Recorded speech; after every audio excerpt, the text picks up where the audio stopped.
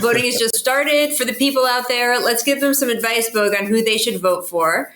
I'm going to ask you to make your choices. Let's start in the East because it's a little easier. Who do you got in the East? And remember, all-star voting is, and it's not positionless yet, which I've been lobbying the league to make it positionless because they play positionless. And some guys are weirdly listed at 2 positions, but some guys aren't, and it messes everything up. So I'm still on that train. Let's make it positionless. But until then, right, you've got 2 forwards, a center, and 2 guards.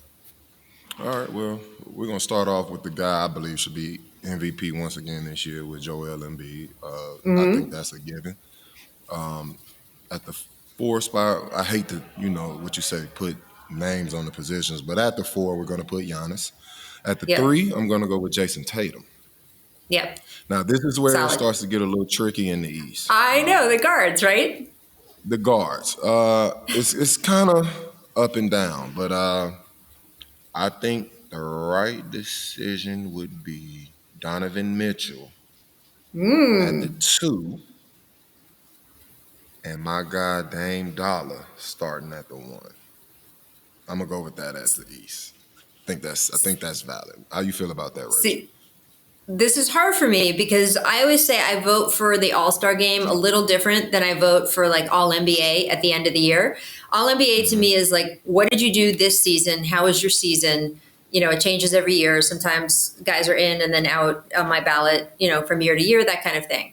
For All-Star, I do like to take into account it's the all-star game, right? Like there is something about the wattage of the star and sort of what they can do and more of that lifetime achievement element to me.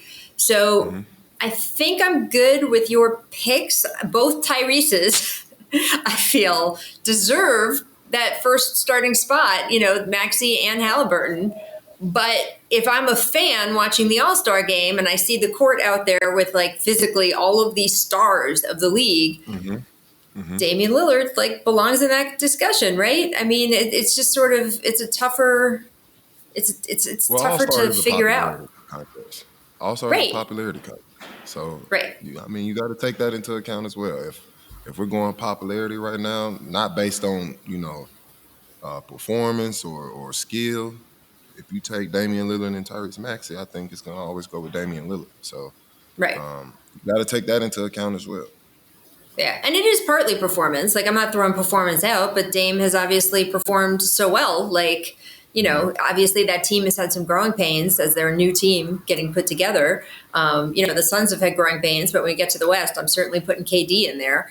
But that being said, Lillard has done exactly what they wanted him to do there, which is be a closer, organize them in the last 5 minutes of games where they were a mess, and be the guy, because sometimes a big man can't be the guy to do that kind of stuff. So my list was different before I came on here with you, Boog, but you've convinced me. All right, so I got you on the under 25. You got me on All-Star.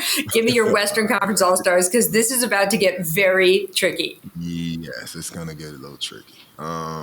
Let's see what West. We got to start with the big fella in Jokic. At the 4, I'm going to go LeBron James. At the 3, I'll go Kevin Durant. For the 2, I'm going to say Luka Doncic. Yep.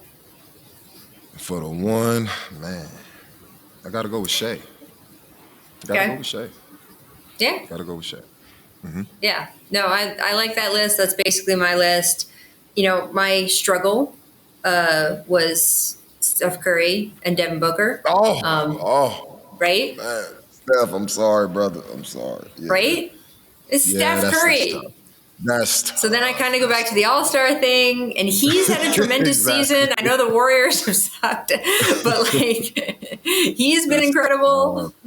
So it's kind of the KD principle, but then again, I don't know, winning has to count for something. So do you put Shai in there or, put some of the other guys? I don't know. It's very complicated. I have difficult feelings.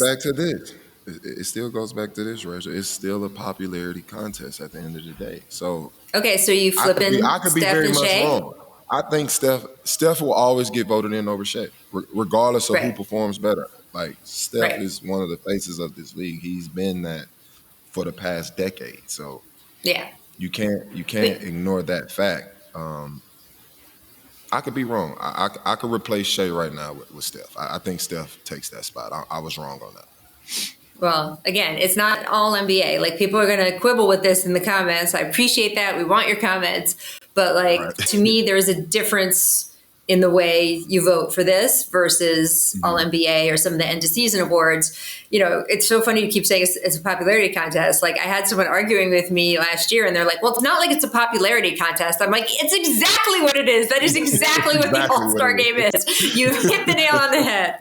So there is something about that. And I love the fact that, you know, the NBA is a star-driven league. I mean, that you look at what the Stars have been doing so far in this season, and they've been shining, man. And you look at, you know, I watch plenty of football, and sure, there's individual players we all watch, but it's not the same. Like, it's just the NBA is about the stars. That is the thing that draws people in.